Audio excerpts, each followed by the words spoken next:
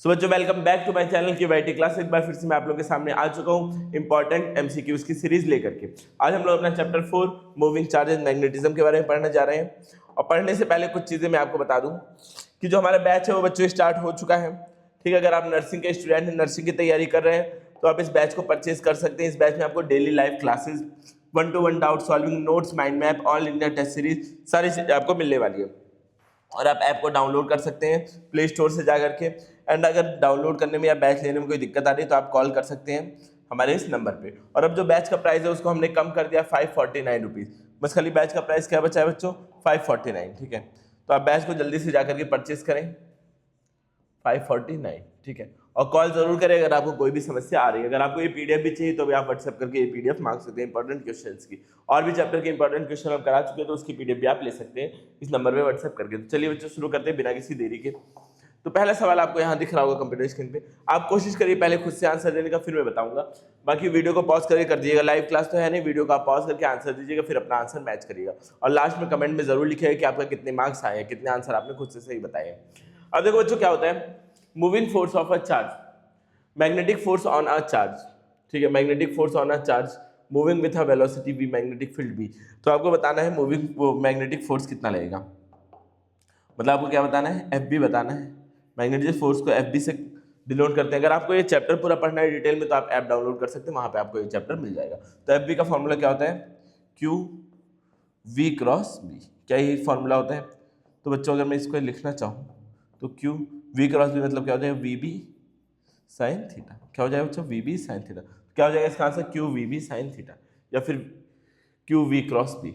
मतलब ये ऑप्शन आपका ए ऑप्शन क्या है आपका बच्चों? सही है। ये ऑप्शन क्या है आपका? सही है। ठीक है, आगे बढ़े क्या नेक्स्ट क्वेश्चन की तरफ। नेक्स्ट क्या है बच्चों? Magnetic force on a charge particle is zero.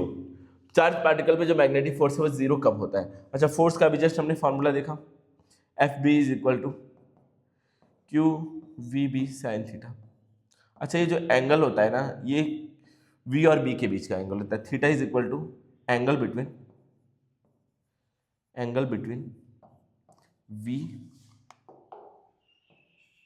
V and B। ठीक है, अब जब अब देखो साइन थीटा जीरो कब होता है? जब साइन थीटा जीरो होगा तो पूरा फोर्स जीरो हो जाएगा।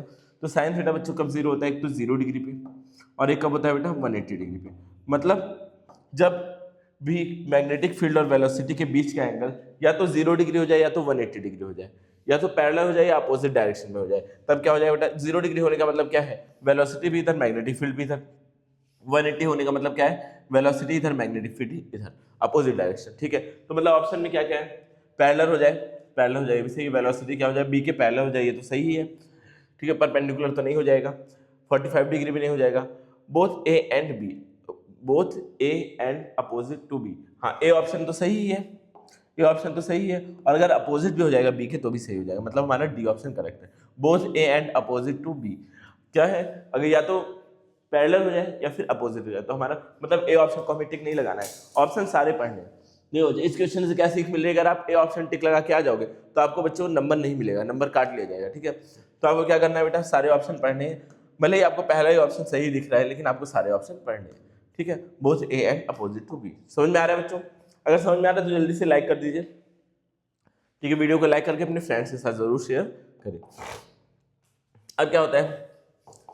ठीक है, अब क्या होता है बच्चों? ऐसा unit of magnetic field intensity. Magnetic field intensity को किसमें मेजर करते हैं? टेस्ला में। जाहिर सी बात है, किसमें मेजर करते हैं बच्चों? टेस्ला में। यूनिट्स और डायमेंशन तो सबके याद कर लेना, ये तो सबसे इंपॉर्टेंट चीज होती है बेटा। ठीक है, कोई भी आप एग्जाम दे रहे हो, यूनिट एंड डायमेंशन आपको हर एक चीज का पता होना चाहिए। ठीक है, अब आगे बढ़े। अब क्या बच्चों? A charge particle इंटर्स in a magnetic field perpendicular. अगर परपेंडिकुलर कोई चार्ज पार्टिकल इसमें घुस रहा है, अब मान लो चार्ज पार्टिकल की वेलोसिटी इधर है, अब ये क्या है? चार्ज पार्टिकल की वेलोसिटी है, तो हम क्या रखते हैं बच्चों? अपना 4 फिंगर्स रखते हैं in the direction of velocity और फिंगर को कर्ल करते हैं डायरेक्शन ऑफ मैग्नेटिक फील्ड में। तो जहां पर भी हमारा थंब पॉइंट करता है वही क्या होता है? फोर्स लगता है। तो हमारे जब मैग्नेटिक फील्ड इधर, चार्ज पार्टिकल इधर एंटर कर रहा है तो मैग्नेटिक फील्ड अंदर, तो इस पे फोर्स कहाँ लगेगा? नीचे लगेगा। जब नीचे आ जाएगा तो ऐसे मतलब ये कुल मिला जुला के सर्कुलर पाथ में घूमना शुरू कर देगा। डिटेल में आप लोगों को पढ़ा रखा है मैंने पहले ही। तो क्या होता है बेटा? ये सर्कुलर पाथ में घूमना शुरू कर जाएगा। अगर परपेंडिकुलर एंटर कर रहे हैं तो क्या होगा बेटा? ये सर्कुलर पाथ को फॉलो करेगा। किसको फॉलो करेगा? सर्कुलर पाथ को ये फॉलो करेगा। आई होप ये चीजें आपको थोड़ा थोड़ा समझ में आ रही होंगी। अगर नहीं समझ में आ रही तो भी आप बता सकते हो। अब क्या पूछा बेटा, रेडियस ऑफ सर्कुलर पाथ। अब ये जिस सर्कुलर पाथ में घूमेगा उसका रेडियस क्या होगा। अच्छा हमने ये पता है कि जो ये घूम रहा है, ठीक है, कोई भी चीज घूमती है तो किसकी वजह से घूमती है, सेंट्रीपिटल फोर्स की वजह से घूमती है। किसकी वजह से घूमती है बच्चों, सेंट्रीपिटल फोर्स की वजह से घूमती है। अब यहाँ पे सेंट्रीपिटल फोर्स का काम कौन कर रहा है, सर इसको घुमा कौन रहा है, मैग्नेटिक फोर्स घुमा रहा है, और मैग्नेटिक फोर्स वर्क कर रहा है एज अ सेंट्रीपिटल फोर्स। तो मैग्नेटिक फोर्स का फॉर्मूला क्या होता है, F B is equal to M V, नहीं सॉरी एम वी कहाँ से आ गया, F B is equal to क्या होना चाहिए, सेंट्रीपिटल फोर्स के बराबर होना चाहिए। तो एफ बी क्या होता है, क्यू वी पी। क्या होगा बेटो, परपेंडिकुलर जा रहा है तो साइन 90 की जीरो क्या वैल्यू क्या हो जाती है, 1 हो जाती है।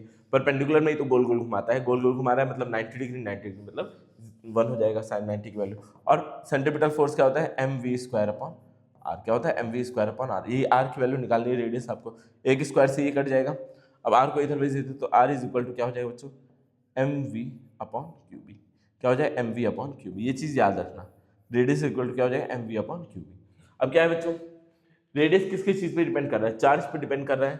हाँ चार्ज पे तो डिपेंड कर रहा है, वेलोसिटी एंड मतलब ये दिया है ऑप्शन में, बस खाली चार्ज पे डिपेंड कर रहा है, बस खाली चार्ज पे थोड़ी बेटा, इतनी चीजों पे डिपेंड कर रहा है। Velocity and magnetic field, velocity पे तो डिपेंड कर रहा है, मैग्नेटिक फील्ड पे तो डिपेंड कर ही नहीं रहा है। क्या मास ओनली, बस खाली मास पे डिपेंड कर रहा है, मास पे भी डिपेंड कर रहा है, लेकिन क्या बस खाली मास पे डिपेंड कर रहा है, नहीं सर, मास पे भी डिपेंड कर रहा है लेकिन और भी चीज पे डिपेंड कर रहा है। इलेक्ट्रिक फील्ड पे तो डिपेंड कर ही नहीं रहा है। वेलोसिटी एंड मैग्नेटिक फील्ड पे भी डिपेंड नहीं कर रहा है। Velocity and magnetic field, velocity and, अच्छा हाँ मैग्नेटिक फील्ड भी वेलोसिटी भी है, ठीक है, वेलोसिटी एंड मैग्नेटिक फील्ड वाला सही ऑप्शन, ऑप्शन नंबर बी आपका क्या है, करेक्ट है। इलेक्ट्रिक फील्ड पे तो डिपेंड ही नहीं कर रहा है बच्चों, मास ओनली, बस खाली मास पे नहीं डिपेंड कर रहा है, चार्ज ओनली पे नहीं डिपेंड कर रहा है। इन दोनों पे क्या आगे ओनली नहीं लिखा है, ओनली नहीं लिखा है, मतलब इन पे भी डिपेंड कर रहा है और भी किसी पे डिपेंड कर सकता है, मतलब ऑप्शन बी क्या हो जाएगा, करेक्ट। बेटा इस बार भी देखो, देखने में पता चला कि चार्ज पे भी डिपेंड कर रहा है, मास पे भी, लेकिन ओनली आगे लिख दिया, मतलब बस खाली इसी पे, तो बस खाली इस पे तो डिपेंड कर नहीं रहा है, और भी चीजों पे डिपेंड कर रहा है। तो ये चीजें होती है बच्चों, ये ट्रिक आपको पता होनी चाहिए। ऑप्शन सारे पढ़ने हैं, ऑप्शन सारे पढ़ने हैं। अगर क्या है, मैग्नेटिक फोर्स जो वर्क डन करता है वो क्या होता है, work done by magnetic force क्या होता है, क्या आपको बताना है बच्चों, वर्क डन नहीं, मैग्नेटिक फोर्स एक्ट है, सॉरी, मैग्नेटिक फोर्स कैसे काम करता है, मैग्नेटिक फोर्स कैसे काम करता है सबको पता है, गोल घुमाना है मतलब centripetal force, as a centripetal force work कर रहा है। कैसे वर्क कर रहा है बच्चों, as a centripetal force work कर रहा है, ठीक है।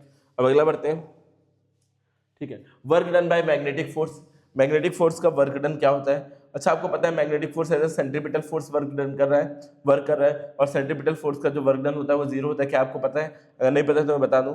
सेंट्रीपिटल फोर्स क्या करता है, किसी भी चीज को गोल घुमाता है, यहाँ से फोर्स लग रहा है, ये फोर्स का डायरेक्शन है, और चीजें कहाँ जा रही हैं, ऊपर की तरफ जा रही है, मतलब एंगल कितना बन रहा है बच्चों, 90 डिग्री। क्या आपको ये चीज समझ में आ रही है, फोर्स कहाँ लग रहा है, इस तरफ लग रहा है, और चीजें कहाँ हो रही हैं, आगे की तरफ डिस्प्लेस हो रही है, मतलब एंगल 90 डिग्री है।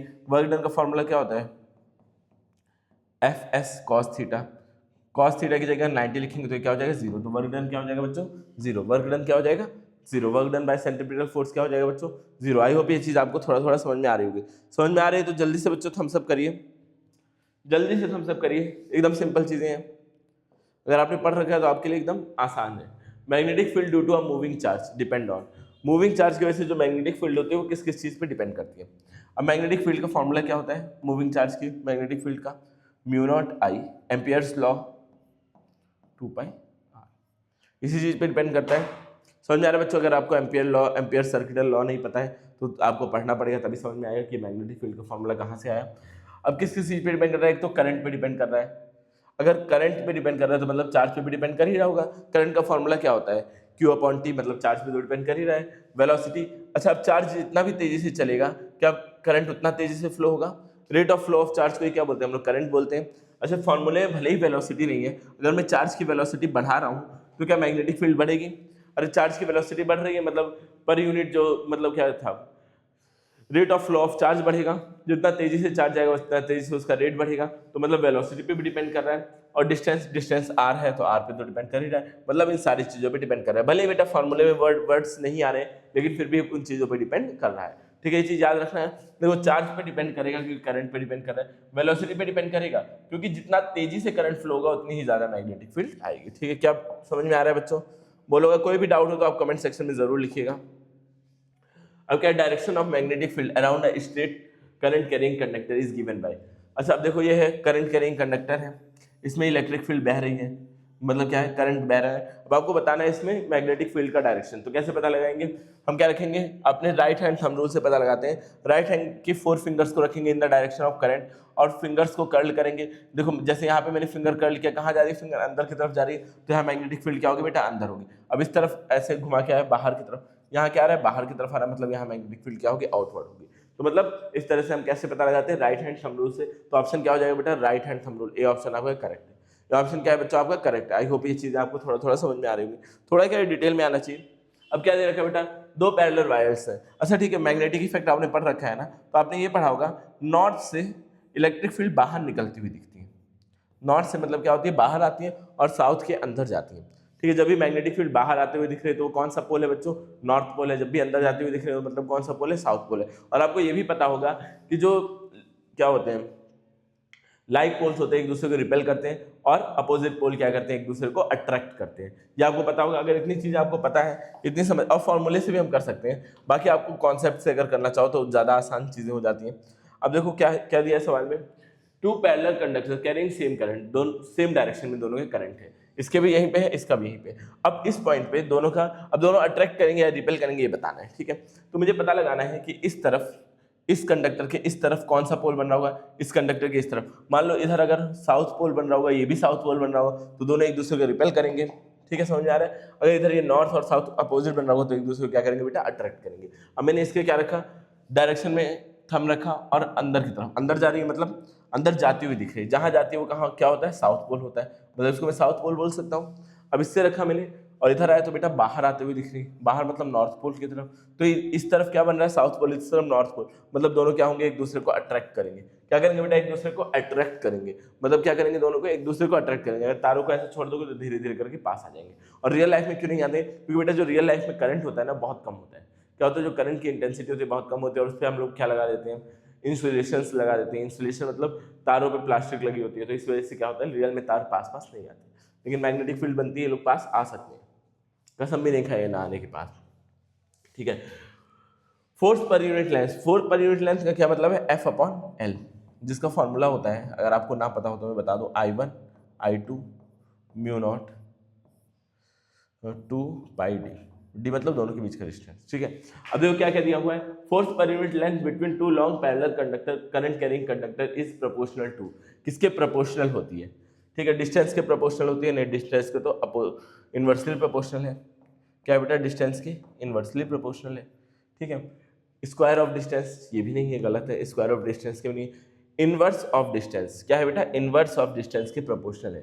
क्या बेटा, इनवर्स ऑफ डिस्टेंस के प्रोपोर्शनल है, इनवर्स ऑफ डिस्टेंस की प्रोपोर्शनल। ये पूरा पूरा एक ही चीज हो गई, इनवर्स ऑफ डिस्टेंस की क्या है बच्चे, प्रोपोर्शनल है। आई होप ये बातें आपको थोड़ा थोड़ा समझ में आ रही होंगी। बड़े इंपॉर्टेंट क्वेश्चंस हैं, तो इनको बच्चों इग्नोर करके तो बिल्कुल भी मत जाना एग्जाम में।